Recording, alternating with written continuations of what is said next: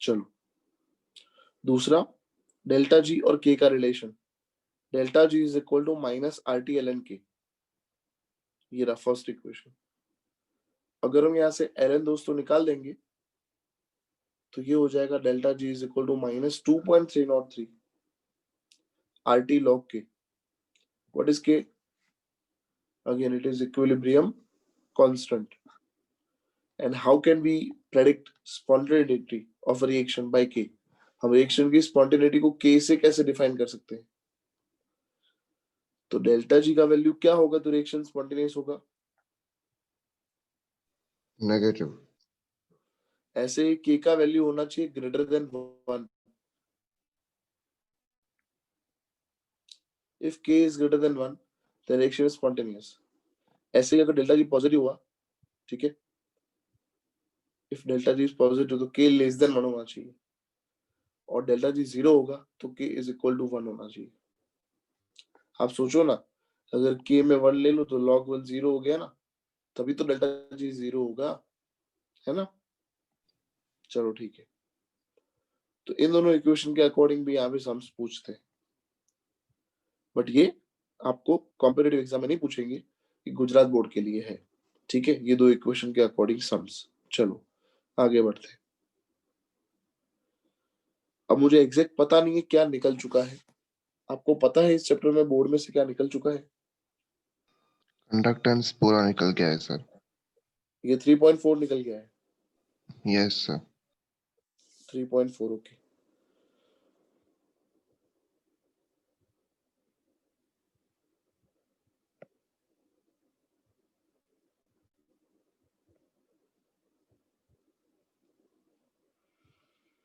ये सब? हाँ सर, 3.4 पूरा लिखा हुआ है उसमें। ओ माय गॉड, ठीक है, बहुत बड़ा टॉपिक, ठीक है चलो कोई बात नहीं। बट 3 पॉइंट, ठीक है चलो, जब जेडब्ल्यू की बात करूंगा नीट की तब मैं बताऊंगा आपको। 3.5 है सर। जेडब्ल्यू, हाँ समझ गए समझ गए। 3.4 में से ये सम पूछते हैं, मैं आपको बता देता हूँ जेडब्ल्यू के अंदर। बट जब हम शाम को जेडब्ल्यू का सेशन लेते हैं तब मैं इलेक्ट्रोकेमिस्ट्री जब आएगा तब बताऊंगा। एग्जाम्पल नंबर 3.5 कॉम्पिटिटिव एग्जाम के लिए बहुत इंपॉर्टेंट है। यही सेम एग्जाम्पल, वैल्यू भी चेंज नहीं करते, ये बहुत बार मेंस में और नीट में पूछा गया है। Example number 3.5। चलो खैर अभी गुजरात बोर्ड में तो नहीं पूछ सकते क्योंकि ऑलरेडी टॉपिक निकल चुका है। अब हम बात कर रहे हैं next, electrolytic cell and electrolysis. चलो शुरू करते हैं।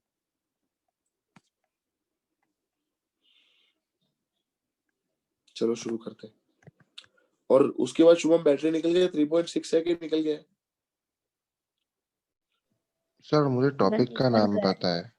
हाँ, बैटरीज निकल गया है। निकल गया है। क्या बोल रहे हो? फेराडे वाला बाकी है। 3.6 से 3.8 तक निकल गया है, 3.5 है सर।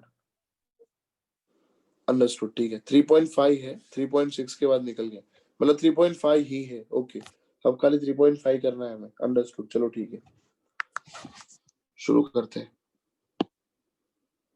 तो इसको बंद कर देते हैं और व्हाइट बोर्ड लेते हैं, क्योंकि ये टॉपिक मुझे अच्छे से बताना होगा, ये बहुत इंपॉर्टेंट टॉपिक है।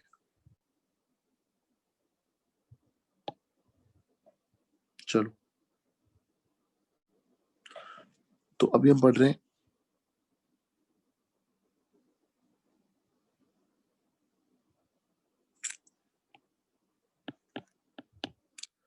टॉपिक हमारा चेंज हो गया। अब अभी तक हमने जो पढ़ा था बेटा वो था गैल्वेनिक सेल, और गैल्वेनिक सेल में हमने क्या किया? गैल्वेनिक सेल के अंदर हमने केमिकल एनर्जी को इलेक्ट्रिकल एनर्जी में कन्वर्ट किया था। केमिकल एनर्जी जो था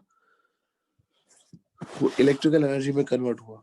अब हम क्या करेंगे? अब हम पढ़ रहे हैं इलेक्ट्रोलाइटिक सेल, जिसके अंदर क्या होगा? इलेक्ट्रिकल एनर्जी जो है वो केमिकल एनर्जी में कन्वर्ट होगा, मतलब रिएक्शन जो है वो कैसा है? नॉन स्पॉन्टेनियस मतलब इसका डेल्टा जी कैसा होगा, ग्रेटर देन 0। यहाँ पे एनोड मतलब ऑक्सीडेशन एंड कैथोड मतलब reduction occurs in same container। एक ही बीकर में ऑक्सीडेशन भी होगा, एक ही बीकर में रिडक्शन होगा। नो सॉल्ट ब्रिज रिक्वायर्ड, इसमें सॉल्ट ब्रिज की हमें कोई जरूरत नहीं है। इलेक्ट्रिकल एनर्जी का मतलब हमें फ्लो ऑफ इलेक्ट्रॉन देना होगा। फ्लो ऑफ इलेक्ट्रॉन हम अप्लाई करेंगे, केमिकल्स बाहर आएंगे, एनोड एंड कैथोड पे।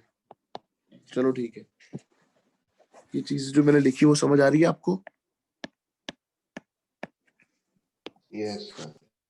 बहुत इंपॉर्टेंट सेंटेंस है। चलो ठीक है, बड़ा ही सिंपल है। जैसे मेरे पास कॉपर सल्फेट का सोल्यूशन है जिसमें कॉपर +2 है। फ्लो ऑफ इलेक्ट्रॉन कर रहे हैं हम, इलेक्ट्रॉन डाल रहे हैं, तो कॉपर जमा होगा सॉलिड फॉर्म में एनोड पे या फिर कैथोड पे। बट यहाँ पे तो रिडक्शन हो रहा है, तो ये कहाँ जमा होगा, कैथोड पे। चलो जल्दी स्क्रीनशॉट ले लो।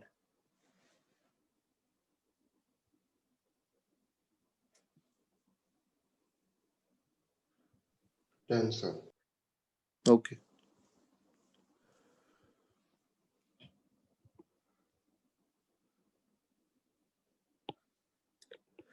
अब यहाँ पे ये जो सेल है that is called electrolytic cell.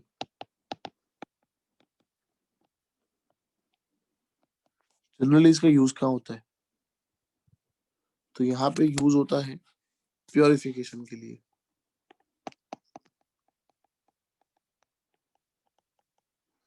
जैसे बड़ा सिंपल है, कॉपर मेरे पास जो एनोड पे होगा उसमें से कॉपर +2 बनेगा। कॉपर +2 जो एक्वेस फेज में गया उसने इम्प्योरिटी छोड़ दी यहाँ पे सोल्यूशन में, और इलेक्ट्रॉन गेन करके वापस कॉपर बन गया कैथोड पे। बट कैथोड पे ये जो कॉपर है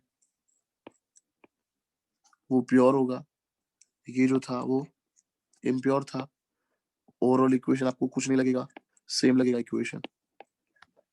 बट याद रखना है हमें, कॉपर से ही कॉपर बन रहा है, बट पहला वाला कॉपर था वो इम्प्योर था, बाद में जो कॉपर बना वो प्योर है ना। प्योर करने के लिए यूज करते हैं, तो याद रखना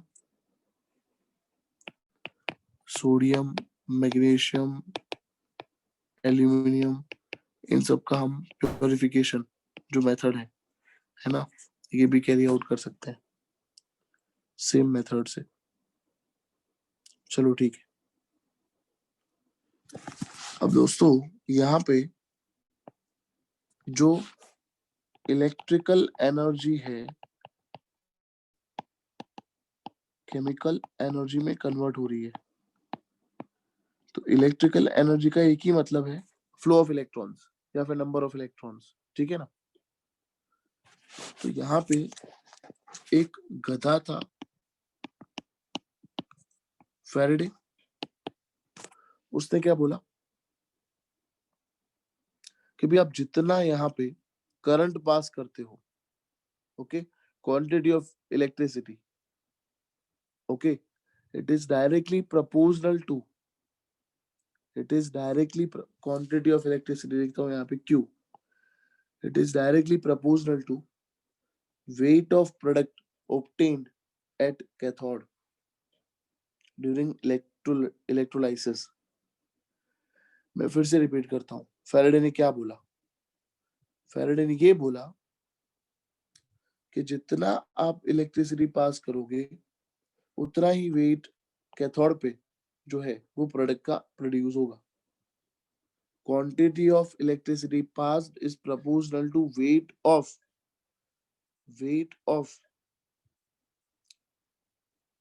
any element, okay, obtained at cathode. Q is proportional to W. Screenshot ले लो, आगे बढ़ते हैं फिर.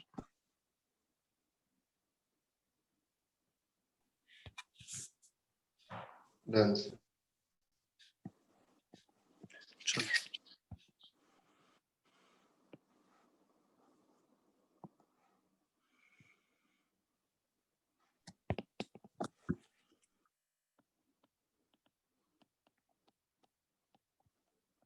फर्स्ट लॉ प्रॉपर वे में अगर जाना है तो फर्स्ट लॉ क्या है?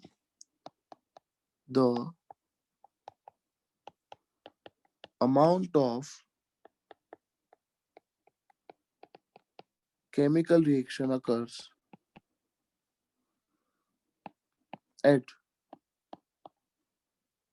any electrode during this reaction, that is electrolysis,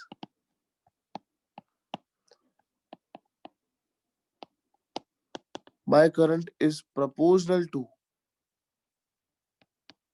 the quantity of electricity passed through the electrolyte. Amount of reaction is proportional to quantity of electricity. Quantity of electricity, that is Q. Amount of reaction, that is W. આપણા sentence યાદ રાખવાની કોઈ જરૂર નથી બેટા. આપણે direct mathematical formulation યાદ રાખો. Q is proportional to W. और सेकेंड लॉ, चलो सेकेंड लॉ क्या है? Amount of different substance liberated by the same quantity of electricity passing through the electrolytic solution is proportional to the chemical equivalent weight. Again, मैं लिख देता हूँ यहाँ पे, शॉर्ट में लिखता हूँ. Amount of substances liberated by the same quantity of electricity passing through the electrolytic solution is proportional to their equivalent weights. Okay, चलो इसको हम फॉर्मुलेशन करते हैं. Q is proportional to equivalent weight. ये सेकेंड लॉ है. But दोस्तों first law और second law का ये जो सेंटेंस है ना, वो 3 मार्क्स में बोर्ड एग्जाम में पूछते हैं. तो बोर्ड एग्जाम का इस चैप्टर का मोस्ट टाइम भी क्वेश्चन है Faraday's first law and second law. तो जो एग्जैक्ट स्टेटमेंट है वो हमें याद करने पड़ेंगे, वो आप लोग याद कर लेना बोर्ड के एग्जाम के लिए. और उसमें से एक सम पूछते हैं, वो मैं अब करवाने जा रहा हूँ. स्क्रीनशॉट ले लो, आगे बढ़ते हैं फिर.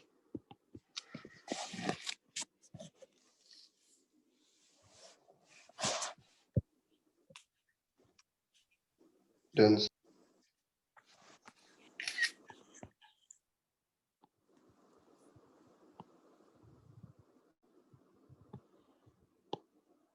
चलो देखो फर्स्ट लॉ क्या था? Q is proportional to W था. Q क्या है? Quantity of electricity. You know that Q is equal to ID, ये आपको पता है. बट I जो होता है वो होता है एम्पियर में.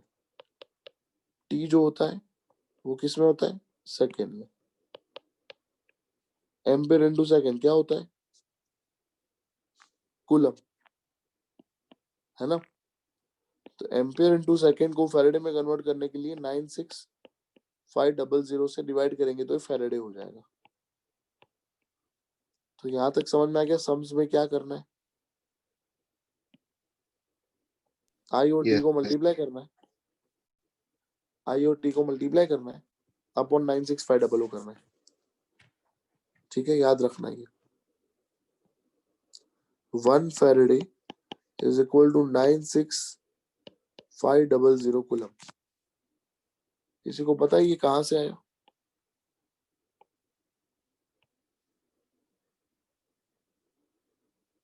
नहीं, this is charge on 1 mole electron. एक मोल में कितने एटम होते हैं? 6.022 into 10 raised to 23. और चार्ज ऑफ इलेक्ट्रॉन पता तो है आपको,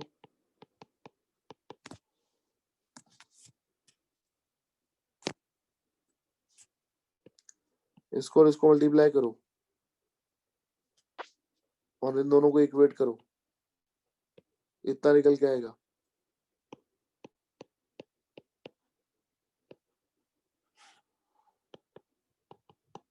96487। हम हमारी कन्वीनियंसी के लिए 96500 लेते हैं। बोलो क्लियर हुआ ये कहां से आया 96500? Yes, sir. Okay, charge on 1 mole electron.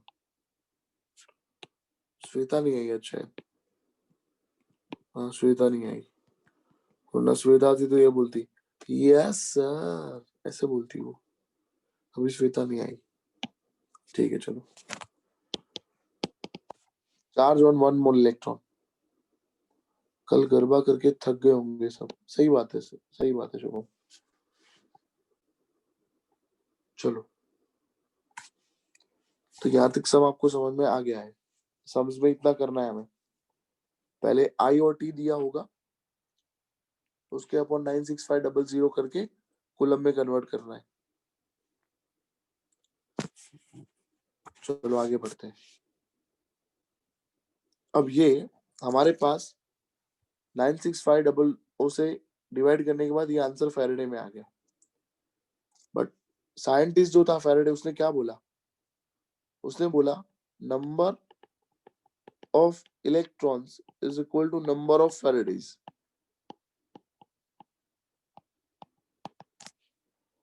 Number of electron जो है it is equal to number of Faraday's.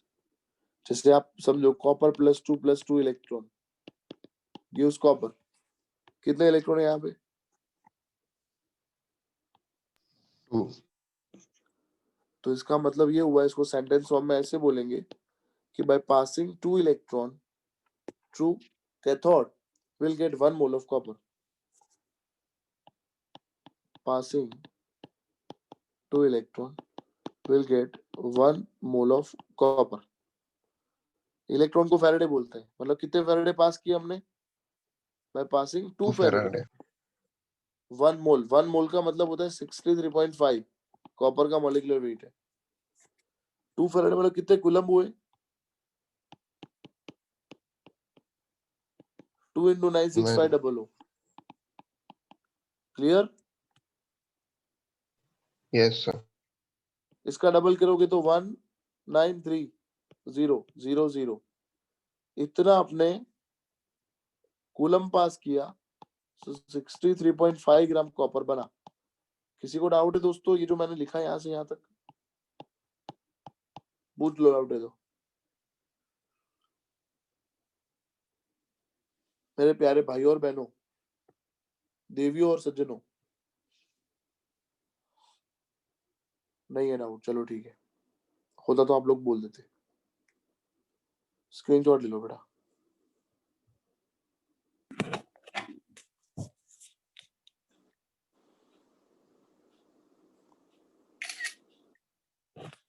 मधुर आवाज आ गई है, आगे बढ़ते हैं।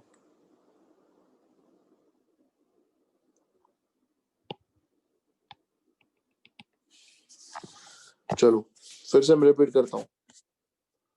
Number of electrons is equal to number of Faraday,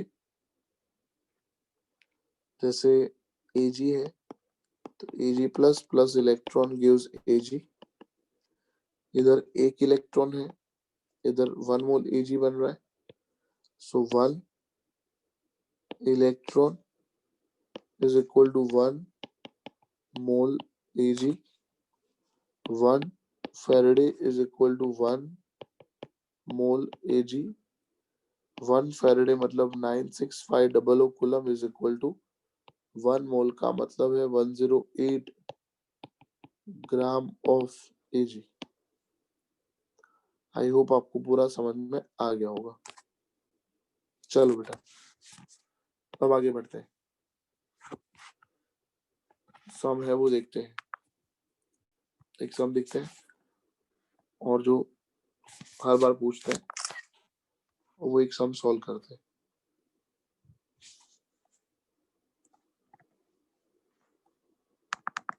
screenshot ले लो इसका पहले, हो गया? Yes sir. Yes sir. कोई लड़की यस सर बोली, ये कौन सा पता है? ये हेली थी, हेली थी ये। गलत जवाब।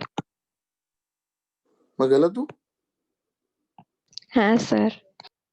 दृष्टि है, ओ दृष्टि, ओके गलती कर दी मैंने, दृष्टि के बाद मैं पहचान नहीं पाया, कोई बात नहीं, धीरे धीरे पहचान लूंगा मैं। दृष्टि मैं बोला मैंने चिक्की खावा यार, क्या माम छे यार, सो सैड।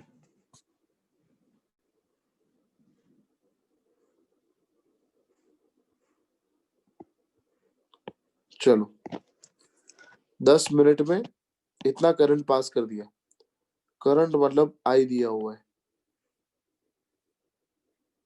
बोर्ड में, आपको सबसे पहले जो डेटा है वो लिखने हैं।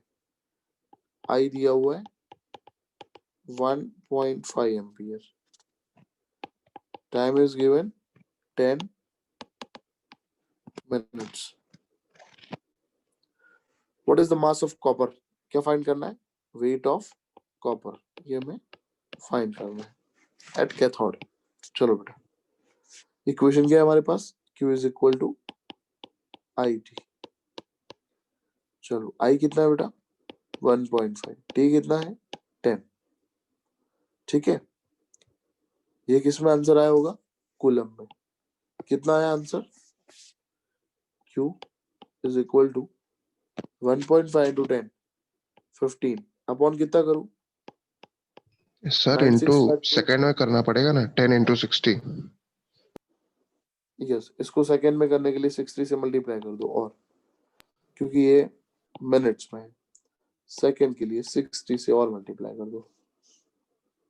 चलो बेटा क्या हो गया बताओ, ये 15 into 60 अपॉन 96500 कितना हो गया ये? 0.0093। 0.0093, ये फैराडे में हो गया। अब कॉपर का चार्ज है +2, तो हम लिखेंगे 2 faraday, so 1 mole of copper, so 0.0093 faraday is equal to how much मोल?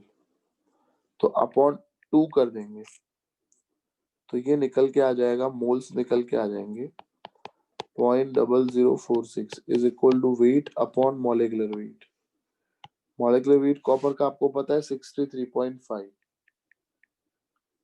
ठीक है, चलो इक्वेट करो 63.5, तो उसको मल्टीप्लाई कर दो यहाँ पे, तो 0.29 आ जाएगा ग्राम वेट ऑफ कॉपर। बोलो पूरा सम क्लियर है दोस्तों, के डाउट है कहीं पे?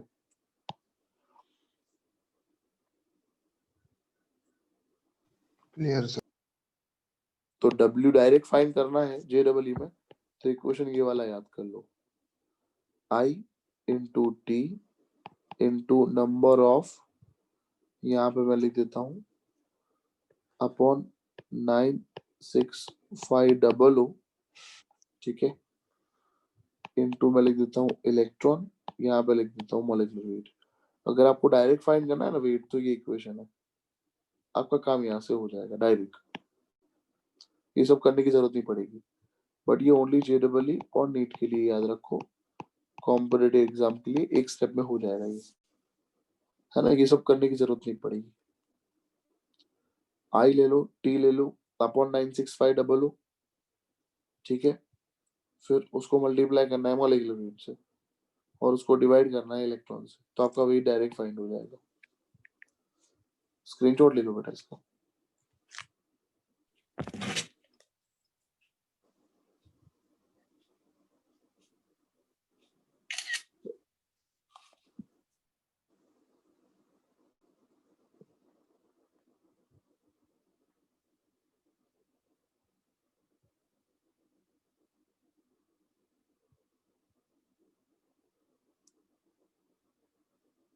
चलो हो गया होगा, आगे बढ़ते हैं।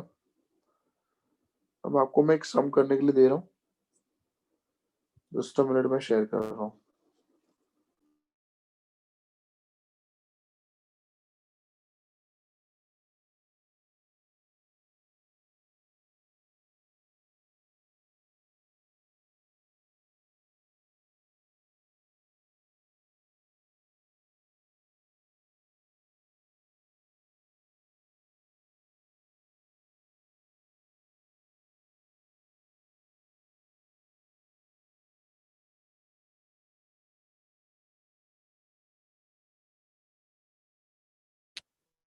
चलो दोस्तों शुरू हो जाओ,